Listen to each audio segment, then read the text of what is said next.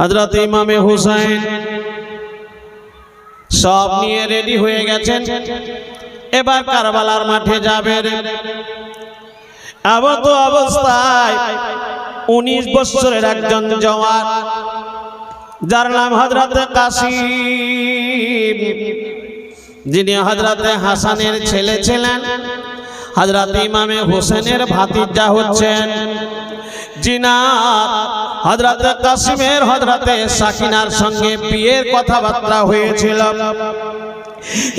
হযরত কাসিম 19 বছরের জওয়ান চাচার সামনে দাঁড়িয়ে গেল সিনা টান করে, আর বলল, চাচা গো কোথায় যাচ্ছেন? আমি থাকতে আপনি কেন কারবালার ফিল্ডে যাবেন? আপনি কেন বেঈমানদের মুনাফিকের সম্মুখীন হবেন? ওগো চাচা, আমি কাসিম, আমি একাই তাদের জন্য যথেষ্ট, আমি যাব, আপনি আমাকে অনুমতি দেন, অনুমতি দেন। হযরত ইমামে হুসেন বলেছিল, ভাতিজা তোমাকে যেতে দেব না, তোমাকে যেতে দেব না রে, তুমি তোমার মায়ের একমাত্র লাল, তোমার মা কয়েক বছর হয়ে গেল বিধবা হয়ে গেছে, ওই দেখো তোমার মা বসে চোখের পানিতে বুক ভাসায়। হযরত কাসিম বললেন, না ওগো চাচা, মায়ের কাছে অনুমতি নিয়ে নেব, চাচার কাছে অনুমতি নিয়ে নেব, ফুফু মায়ের কাছে অনুমতি নিয়ে নেব, চাচা একবার আপনি অনুমতি দিয়ে দেন। হযরত ইমামে হুসাইন অনুমতি দেবেন না, চোখ দিয়ে ঝরঝর করে পানি পড়ে, চোখের পানিতে বুক ভাসায়। হযরত কাসিম বলছেন, চাচা না না, আপনাকে যেতে দেব না, আমি যাব।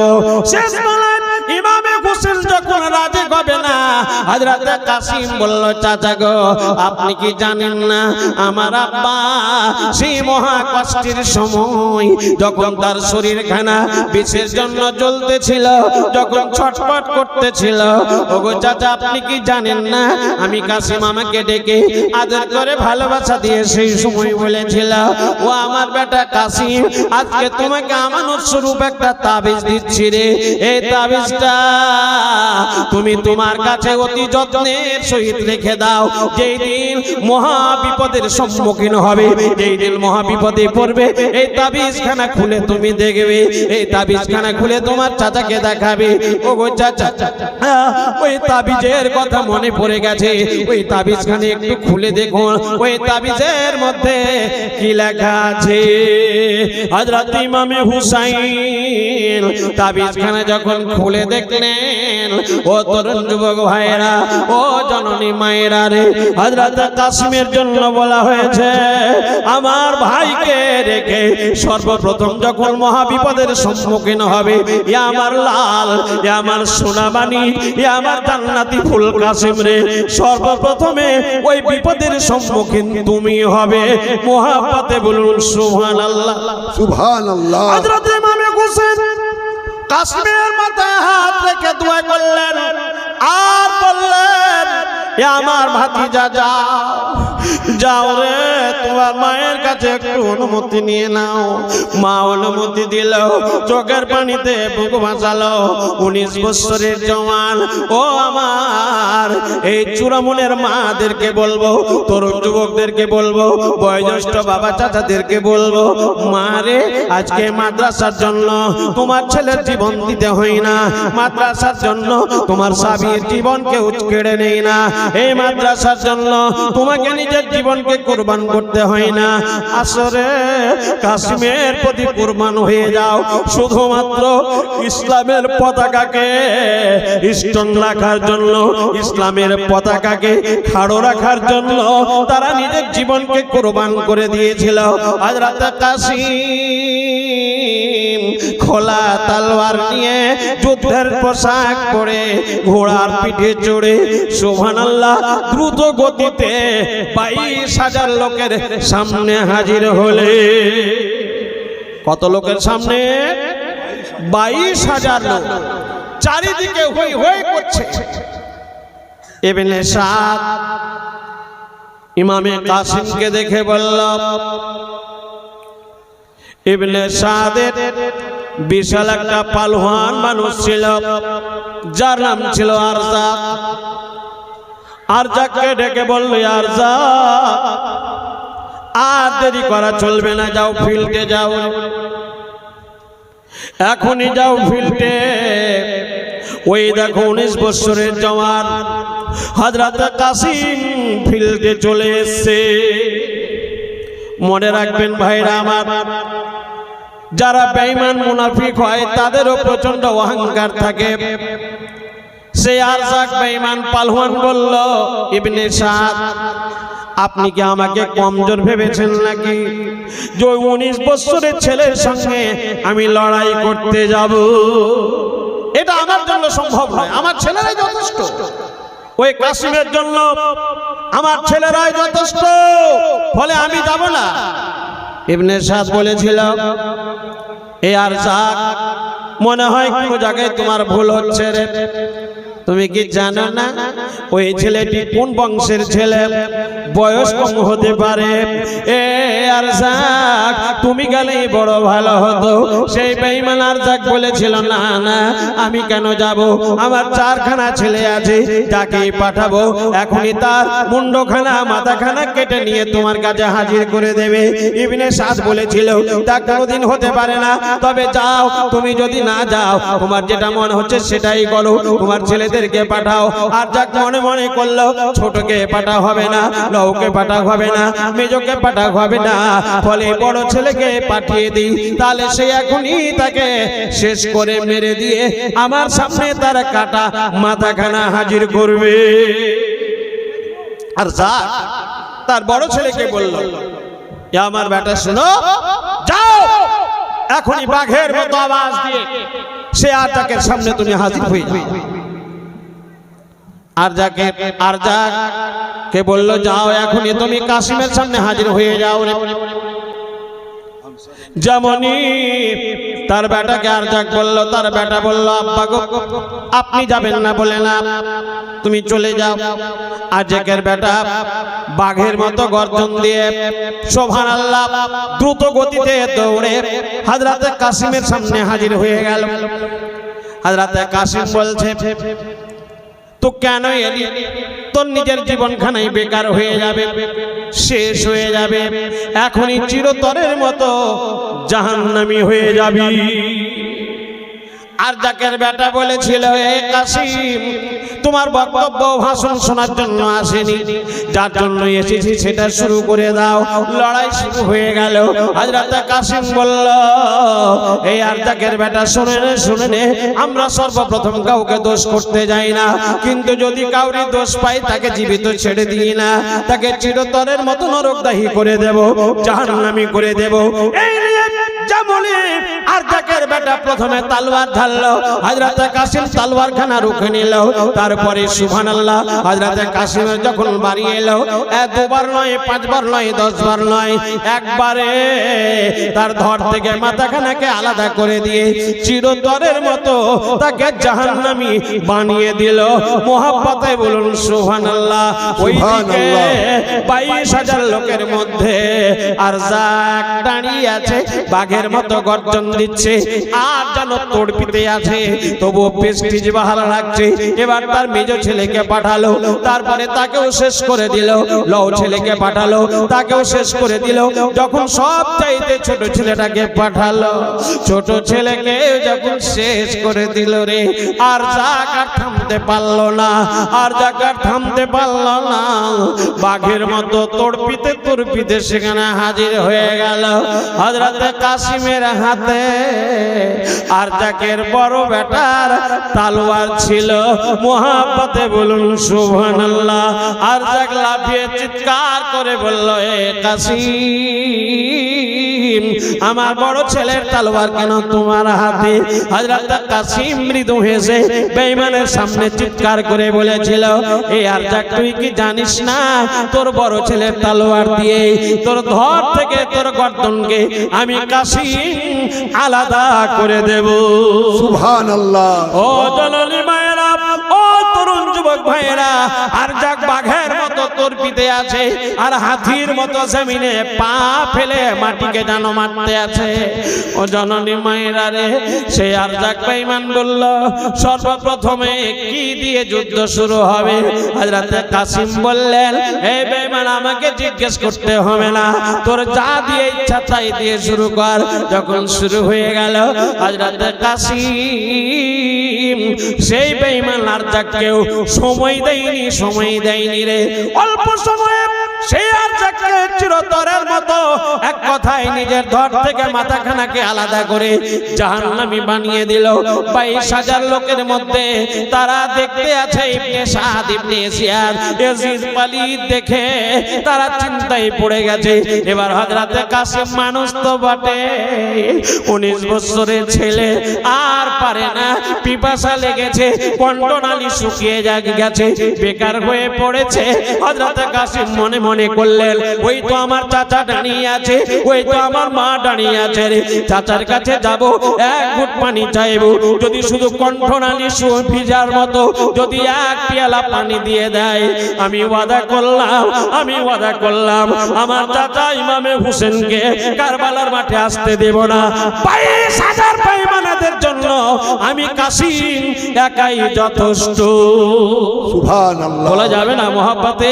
সুবহানাল্লাহ জোরসে বলুন, ইয়া হুসাইন, ইয়া হুসাইন। ও জননী মায়েরা, ও তরুণ যুবক ভাইরা, আজকে চূড়ামনের মানুষকে আমি বলতে চাই, ইমামে হোসেন কি বলছে, তার মা জননী কি বলছে রে? মায়ের কাছে দৌড়ে গেল, মা বলল, আমার কাছে পানি নেই, তুমি তোমার চাচার কাছে দৌড়ে যাও।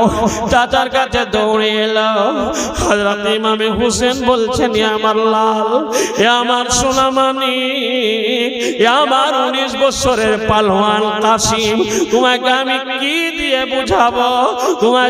তোমাকে আমি আজকে আদর দেব, ভালোবাসা দেব, এ গালে ও গালে এখনো মোহাব্বতের চুমু দেব রে কাসিম, কিন্তু তোমাকে আমি পানি দিতে পারবো না।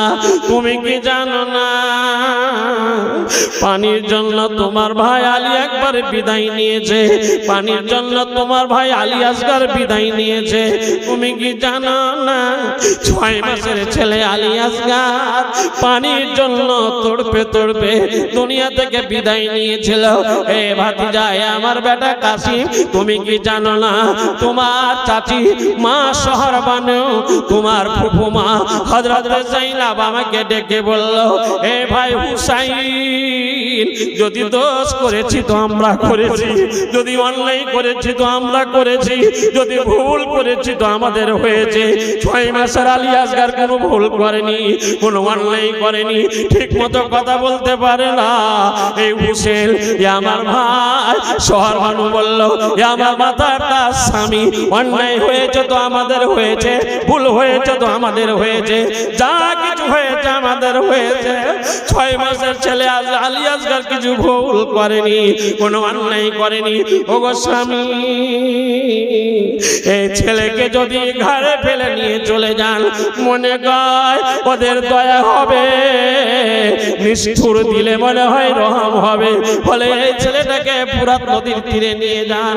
হযরত ইমামে হোসেন যখন কাঁধে ফেলতেছিল, ছেলেকে যখন কোলে নিতেছিল, ছেলের পা নড়তেছিল, হাত নড়তেছিল, মুখ নড়তেছিল, চোখের পাতা নড়তেছিল। হোসেন ধীরে ধীরে ফুরাত নদীর ধারে চলে গেছে, পানি উঠিয়েছে। বেঈমানের দলেরা ওই পার থেকে মনে মনে করলো, এই সুবর্ণ সুযোগ যদি আমরা এই তীর মাখানো বিষখানাকে ছুড়ে দিতে পারি, ছেলেকেও যদি লেগে যায়, হোসেন ছেলের জন্য কমজোর হয়ে যাবে, নরমাল হয়ে যাবে, বেকার হয়ে যাবে, এই জায়গাতে অজ্ঞান হয়ে পড়ে যাবে, তাহলে হোসেনকে আমরা মোকাই পেয়ে যাব। বেঈমানের দলেরা এমন একজন বেঈমান ছিল, ও তরুণ যুবক ভাইরা, যেই দিকে যাকে মারবো বলে তীর মারতো, ওই জায়গাতেই তীর কিন্তু লেগে যেত। ওই বিষ মাখানো তীরখানা আলী আসগরের হুলকুমে মারবো বলে যেমনই তীরখানা ছেড়ে দিল রে, এক চুল পরিমাণ দিক বিধি গেল না, ওই তীরখানা আলী আসগরের হুলকুমে লেগে গেছিল। ও জননী মায়েরা রে, আজকে আপনারও ছেলে মেয়েরা আছে, আমাদেরও ছেলে মেয়েরা আছে। একবার যদি বলে আব্বু পায়ে লেগে গেছে, আব্বুর কলিজাখানা বেকার হয়ে যায়। মা পানি ধরতে পারে না, চোখের দরদর করে চোখ দিয়ে পানি বেরিয়ে আসে। আব্বু দ্রুত গতিতে দৌড়ে সেই জায়গায় হাত বুলিয়ে দেয়।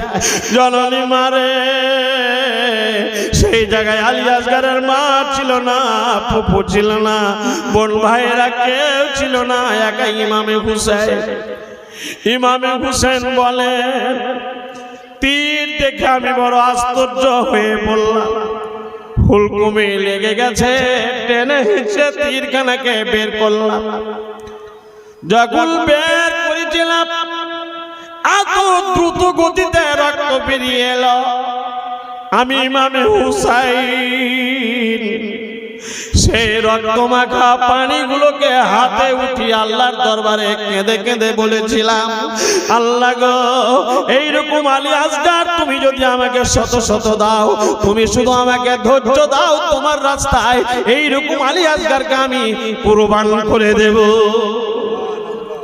ও জননী মায়েরা, এই আলী আসগারকে যখন তীর বের করা হয়েছিল, চোখগুলো বড় বড় হয়ে গেছিল, যেন মনে হচ্ছে এখনই চিরতরের মতো নিঃশ্বাসতে ত্যাগ করবে, চিরতরের মতো বিদায় নেবে। হযরত ইমামে হুসেন সেই বাচ্চাকে আলী আসগারকে কাঁধে নিলেন। একটু পরে জানতে পারলেন চিরতরের মতো আমার আলী আসগার বিদায় নিল। হযরত ইমামে হুসাইন ধীরে ধীরে ধীরে ধীরে ধীরে ধীরে তাম্বুর কাছে যখন পৌঁছালো, দূর থেকে হযরত যায়েনব সাহাবানু এক অপরের সঙ্গে কথা বলে আর বলে, এই বোন যায়েনব, এই বোন সাহাবানু, দেখে নাও দেখে নাও, আলী আসগার পানি পেয়েছে, আলী আসগার পানি পান করেছে, আর পা নড়ে না, আর কাঁদে না, আর হাত নড়ে না, আর চিৎকার করে না, পানি পান করে মনে হয় ঘুমিয়ে গেছে। হযরত ইমামে হুসাইন যেমনই তাম্বুর কাছাকাছি হয়ে গেছে, হোসেন আর থামতে পারলেন না, কেঁদে কেঁদে বলছে, বোন যায়েনব রে, আমার আলী আসগার দুনিয়ার আর কোনো পানি পান করবে না, এখনই আমার নানার হাতে হাউজে কাউসারের পানি পান করবে। সুবহানাল্লাহ। হযরতে যায়েনব জানতে পারলেন, শহরবানু জানতে পারলেন, চিরতরের মতো আলী আসগার বিদায় নিয়েছে। শহরবানুর কোলে যখন আলী আসগারকে দেওয়া হলো, হযরতে শহরবানু কেঁদে কেঁদে বলে, ইয়া আমার সোনা মানিক, ইয়া আমার জান্নাতি ফুল আলী আসগার, যখন তুমি যেতেছিলে তোমার মুখখানা আমার কনে লাগিয়ে দিয়েছিলাম, দুধে চুষু দিতেছিলে, দুধ বের হয়নি। এ আলী আসগার, যখন আমি তোমার মা তোমার আব্বুর কোলে উঠিয়ে দিয়েছিলাম, আমার দিকে বারবার দেখতেছিলে, আর একবার দেখো, আর একবার দেখো, আর দেখবে না। শেষ বেলায় বলতে বলতে শহরবানু অজ্ঞান হয়ে গেলেন, কেউ কোথাও নাই। ইমামে হুসেন বাইরে দাঁড়িয়ে হযরতে যায়েনব কাছে। হযরতে যায়েনব কেঁদে কেঁদে ইমামে হুসেনকে বলতে এলো, ভাই হুসাইন, শহরবানু জ্ঞান হারা হয়ে গেছে। ইমামে হুসেন বললেন, বোন যায়েনব, শুনেছি মায়ের মুখে আব্বুর মুখে যদি কাউরি জ্ঞান হারা হয়ে যায়, তার চোখে মুখে পানি ছিটা দিলে জ্ঞান ফিরে আসে রে। আমাদের তাম্বুতে পানি নাই, ফলে তার শরীরে হাত দাও, মনে হয় জ্ঞান ফিরে আসবে। যেমনই হাত দেওয়া গেলে একটু পরে জ্ঞান ফিরে গেল। ও তরুণ যুবক ভাইরা, জননী মায়েরা, এত দুঃখ ভরা, এত কষ্ট ভরা মনকে নিয়ে সেই জায়গায় দাঁড়িয়ে আছে। একজন পিউর তাম্বুর কাছে এসে আওয়াজ দিয়ে বলছে, হুসাইন কার নাম, হুসেন কার নাম। মদিনাতে হযরতে শুকরাকে রেখে আসা হয়েছিল। শুকরা ছোট্ট মেয়ে, চিঠি লিখেছে, আব্বু আমাকে মদিনায় একাই ভালো লাগে না, ফলে আমাকেও নিয়ে চলেন। আমি আমার ছোট্ট ভাই আলী আসগারের জন্য পাঞ্জাবি পায়জামা বানিয়েছি। ও ওগো আব্বু, আমি আমার ছোট ভাই আলী আসগরের জন্য বিভিন্ন রকমের খেলনা কিনেছি, মাথার টুপি কিনেছি, আপনি আমাকে তাড়াতাড়ি সেই তাম্বুতে নিয়ে চলেন।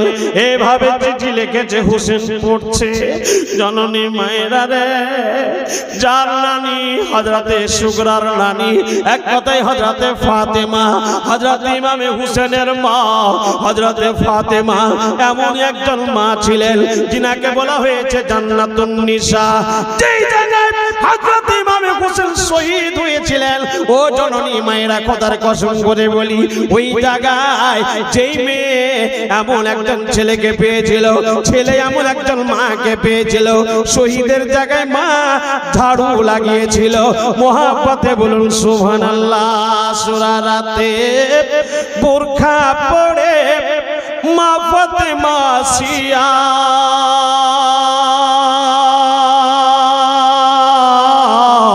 আপন হাতে ঝাড়ু লাগায় কারবালায় গিয়া। আরে চুলা বালি কাটা পাথর, চুলা বালি কাটা পাথর, দূরেতে সহরায় সুগরা কাঁদে মদিনায় আসগার কাঁদে কারবালায়। পানি পানি করে আসগার আব্বাকে জানা,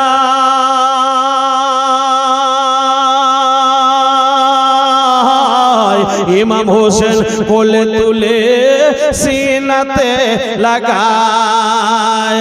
আরে ইবনে হায়দার চাইছে পানি, ইবনে হায়দার চাইছে পানি, কারবালার সিনায় সুগরা কাঁদে মদিনায় আসগার কাঁদে কারবালা।